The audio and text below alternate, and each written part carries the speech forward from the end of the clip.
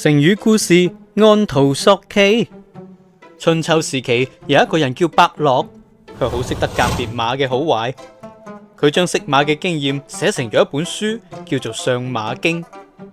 伯樂嘅仔呢，就想學相馬嘅技術，就每一日都捧住《相馬經》喺度睇啦。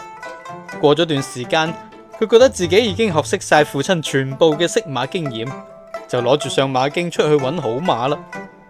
嗱，按書上講呢，好馬就係有高高嘅額頭同埋一對突突地嘅眼。喺路上面，佢見到咗一隻癩蛤蟆，就好高興咁話：哈，佢同書上面寫嘅好馬一模一樣。雖然馬蹄唔夠結實啊，但係應該都算係一匹千里馬嘅。於是佢就將癩蛤蟆捉咗翻屋企啦。一翻到屋企啫，佢就攞住癩蛤蟆，興沖沖咁對住父親講：爹，我搵到千里馬啦！你睇下，佢同相馬經上面講嘅一模一樣，係隻蹄冇咁粗壯啫。伯樂一睇真係哭笑不得啊！佢唯有就話：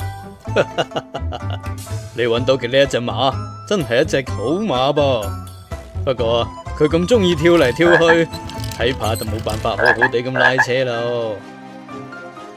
按圖索驥呢一句成語係比喻按照線索尋找事物，亦都比喻辦事好機械好死板，唔識得變通。